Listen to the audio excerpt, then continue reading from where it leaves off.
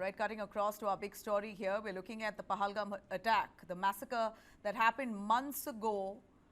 Tensions nearly pushed India and Pakistan to the brink of war, but the men behind the attack still not identified. They could be on the run. NIA finally seems to have made some headway into tracking down who those men could be. Two locals, Parvez Ahmad Jothar and Bashir Ahmad Jothar, those are the people who have been arrested by the cops there. They've been taken into custody for allegedly harboring these Pakistani terrorists, hosting them at their home just before the April 22nd massacre.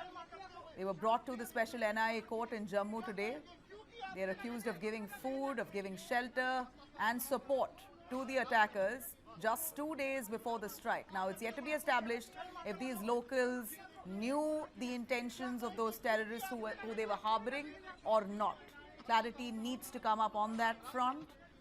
Clearly, this is a major shift, though, in the probe. The NIA has confirmed that all three attackers were Pakistani nationals itself, ruling out earlier suspicion that some locals of Jammu and Kashmir could be involved in that massacre there. So now NIA looking straight in the direction of Pakistan. All the terrorists who were involved in the Pahalgam massacre are all Pakistani nationals. NIA comes to a conclusion on that.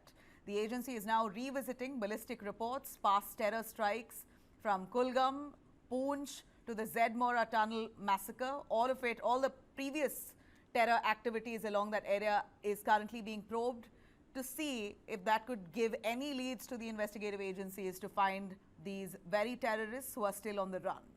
Earlier leads pointing to local suspect Adil Hussain Thokar have now been dismissed. All three attackers, we understand as per NIA, are all Lashkar-e-Toiba operatives hailing from Pakistan itself.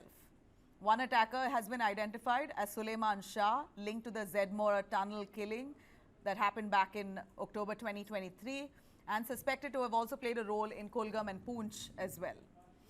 Now, let me tell you how this arrest happened of the two locals. Parvez and Bashir hosted the terrorists we hear in a dhok, a hut, on April 20th, 2 days before the Pahalgam terror attack happened.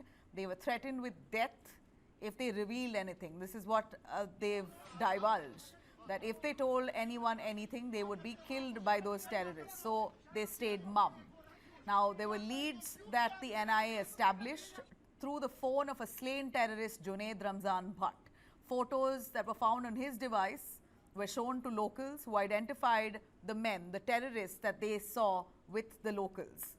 Opposition has now slammed the government for delaying a special parliament session to discuss the Pahalgam massacre, demanding immediate action against the identified Lashkar handlers.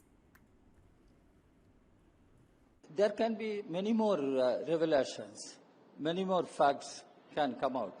Our point is why Mr. Modi and his government refused to convene a special session of the parliament, because people should know what was the lapse on our part, intelligence lapse, security lapse, how the terrorists entered into our territory, how the terrorists killed the civilians, 26, how the terrorists went back.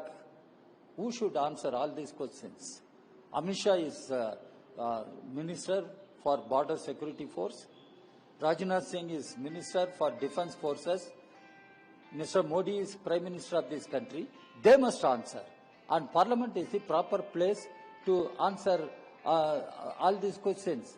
But why they are not convening Parliament? This is what we are asking. All right. Now, so far in the probe into Pahalgam massacre, over 200 people, pony operators, photographers, locals have all been questioned before investigators zeroed in on the two people who finally have been taken into custody. The two men have been booked under Section 19 of UAPA for knowingly harboring terrorists. NIA is now connecting the dots with older cases, matching ballistics, building a larger case against Lashkar modules operating out of Pakistan.